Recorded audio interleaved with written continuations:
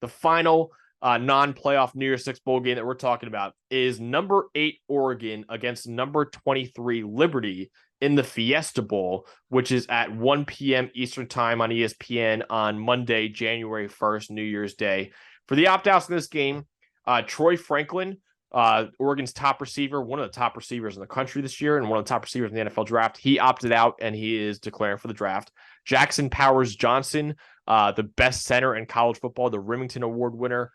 He has opted out as well to declare for the draft. And Kyrie Jackson, Oregon's top cornerback, has opted out to declare for the draft as well. Now, on Liberty's side of the ball, you got Kendi Charles, who is one of their best interior defensive linemen. He's in the transfer portal. And Preston Hodge, who was a all-conference USA cornerback for us here at PFF, he is in the portal as well. He actually ended up committing to Colorado. So Colorado, another big get for Colorado in that secondary with Travis Hunter still there. That's a big get for Colorado. But they're going to be without Kendi Charles and Preston Hodge. We do know, though, Bo Nix and Bucky Irving will be playing in this game. Now, I'm not sure how long Dan Lanning will keep Bo Nix in the game.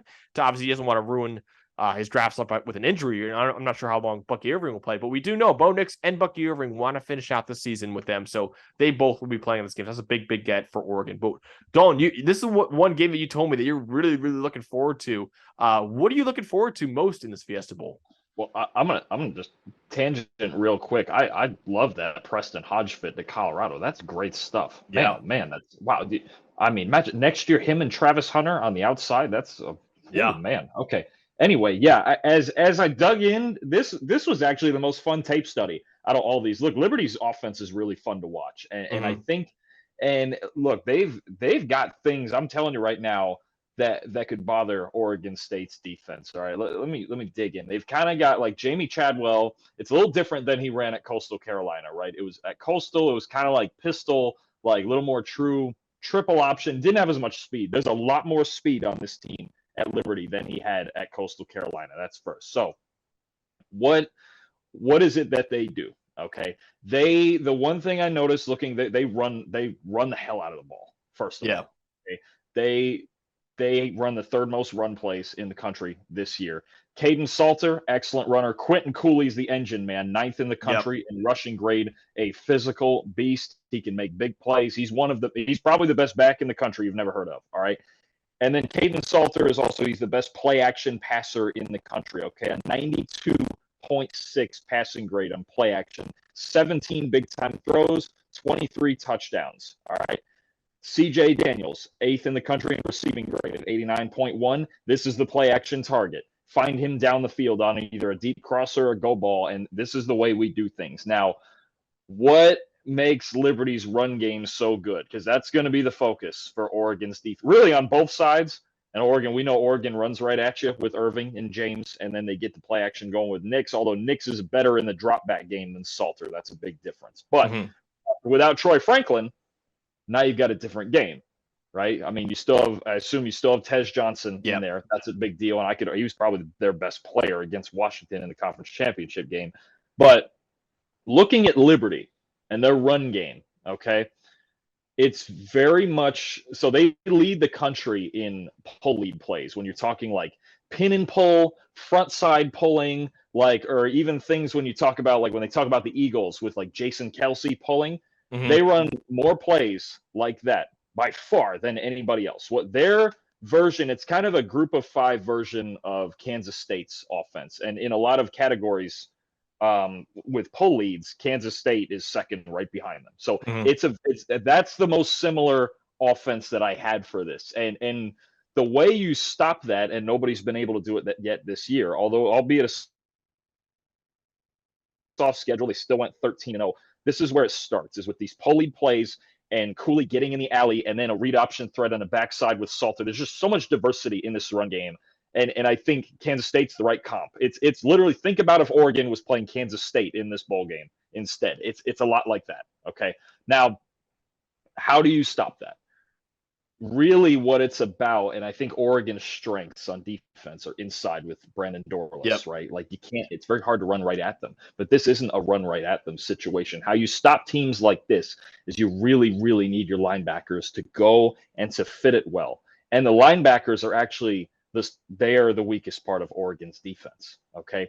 This is something I hadn't looked. They haven't played a whole lot of heavy run teams, but Oregon's linebackers are 101st in the country in run defense grade. Okay. Wow. And they haven't seen they've only seen these pull leads I'm talking about, whether it's a G block on the front side or pin and pull, stuff like that. They haven't seen a lot of that, but I kind of expanded that to just anything with guys who are pulling on the offensive run, like power, counter, a little bit of that. Washington did a little pull lead on them, especially in the first game. And I found their linebackers are the 8th worst group in the country defending plays with pulling linemen. Wow. So you've got a thing, because the thing with Oregon's linebackers is they wait too long. Yeah. Like, you can't to fill gaps when it comes to defending like counter and pin pull and things like that. Your linebackers, they have to take the right angles. I remember a game where you had a team that didn't do that. I mentioned earlier in the year, it was a big problem when Ray Davis ran for 3 bills against Florida. A lot of that was Florida's linebackers just not getting there. Oregon's linebackers kind of have the same problem. They wait too long and they watch the ball instead of watching the line, right? If your linebackers are playing things right, they're reading the offensive line. They're not reading football. Yeah. It's not. You just stay gap sound and you read the line and you get where you need to go. Their linebackers wait. And if you wait against a team like Liberty with this run game and you're watching the football, because there's a ton of ball action going, read option, triple option, still RPOs and bubbles and stuff. This run game can cause Oregon problems. I'm telling you, there's misdirection, and if you are late, I think this is the best way I can put it. If you're late against Liberty's run game, you're going to have a problem. There's going to be creases because their run game really works away from the strengths and to the weaknesses of Oregon's run defense. I think Liberty's offense could make this a big, and now without Kyrie Jackson, you've got CJ Daniels. If he gets over the top once or twice, I think you have a real ball game here with Liberty's offense. I love that break. That's insane, man. That Oregon's linebackers kind of reminds me a lot of when I was watching tape of the Kentucky-Florida game. Remember when Ray Davis just went wild on Florida? A lot of the same thing. It was just Florida's linebackers just late. And I think Kentucky's run block grade was like in the low 60s. They didn't maul them. No. It's just when I watched that tape, Florida's the same thing. They were late. There are times when you watch Oregon's linebackers against like power and things with pullers, the ball's snapped and there's like a full second before they even move. Yeah. They're watching. You can't, the one thing you're taught, second and third level defenders, you can't watch the ball. You can't stare at the quarterback because you'll be late to where you need to be. All of a sudden you're sealed. All of a sudden there's an alley. There are going to be opportunities for Liberty's run game to in this game. And if they do and they get in that rhythm, and then if you let CJ Daniels get a step on you in the secondary, you got a problem. I actually, now I got questions about Liberty's defense that we'll go over, but I think their offense could actually keep them in this game. Yeah, and dude, honestly, you talk about the run games, that's kind of the big matchup, is that these are 2 elite run games. Oregon right now is tied for second in the country in run rushing grade, and Liberty is 4th in rushing grade.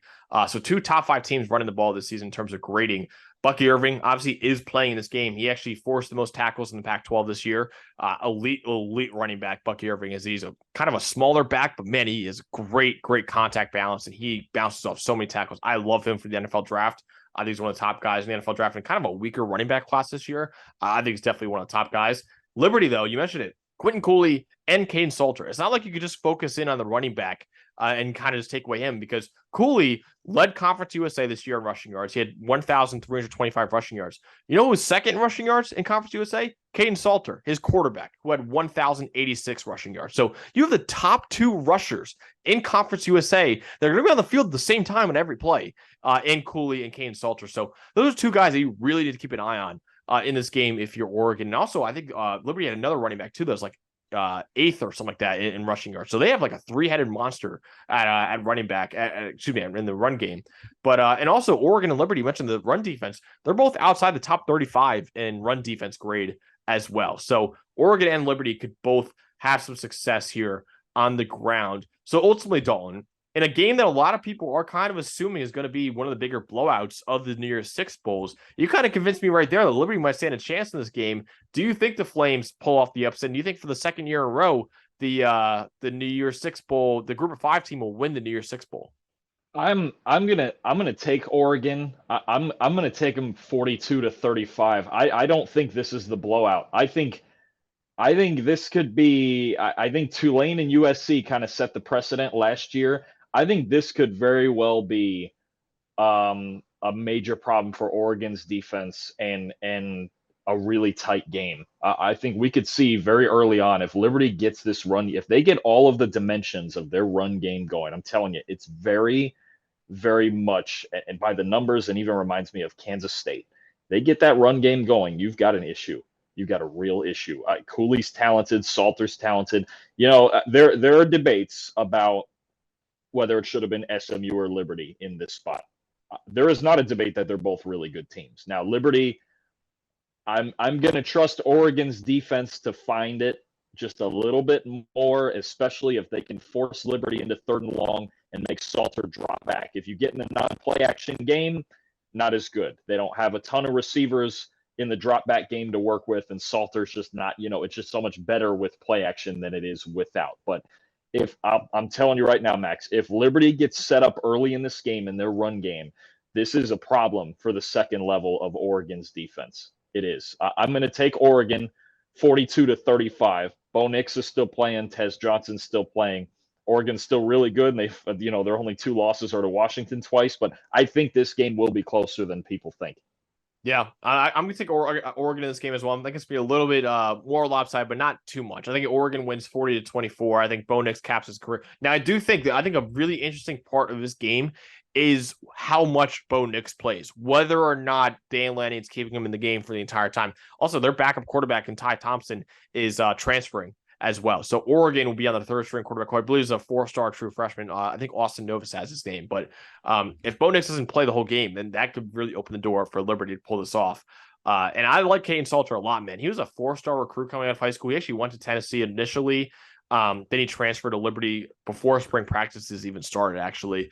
But he's a talented quarterback, and I think Liberty's going to wow some people with their run game this year. And I think Jamie Chad was really building a really good thing down there in Liberty. So I'm taking Oregon in this game too as well. But yeah.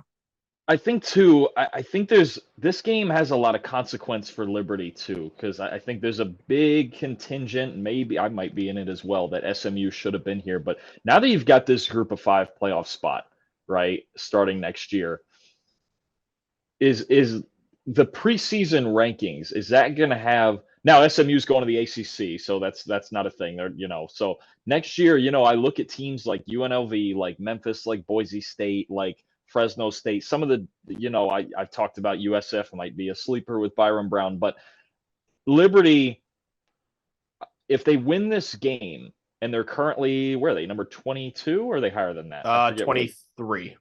23. If they win this game, where do they start? Because if they lose this game and their strength of schedule, I have a feeling they may not be ranked going into next year. Maybe 25 out of.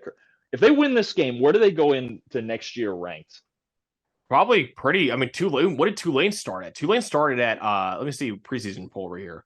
Because Tulane beat USC and they brought back a lot. I think at Liberty's probably bring back a lot too. Tulane started at number 24 in the preseason ranking, which is the highest for a Group of 5 team.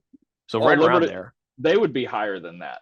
If they're bringing this whole crew back, I think you talk about they almost have to be the favorite just based on the rankings, right? And I'm taking a look at their schedule right now. Out of conference. Yeah. They'll probably have to go undefeated because out of conference, you're only looking at East Carolina, App State, and UMass. They're not playing any Power 5 teams again. So my assumption is they'd have to go undefeated again. But if they bring this whole crew back, it's hard to think not, because Conference USA just isn't. It's arguably the weakest conference in the country. Yeah. But I would be curious to see if Liberty were to pull this off, where they would go into next year ranked. And, if they have a big advantage over every other Group of 5 team in the inside track for a playoff spot next year. Yeah, they probably do. I mean, think about Tulane's losing Michael Pratt. So that's a big loss for them. So yeah, I think Liberty might be the group of 5 team that even if they lose, and if they lose in a close game, they might still be the favorite. Because like you said, SMU is now a Power 5 school, so you can't count them in as anymore either. So yeah, that'd be a really interesting storyline too. And I'm excited to do our way too early rankings that we'll do, I think, right after the national championship game. I think we're going to try to post it. I'm really excited about that, and we'll see what we have Liberty in there as well. But yeah, I'm taking Oregon in this game. I think it'll be a really good game as well.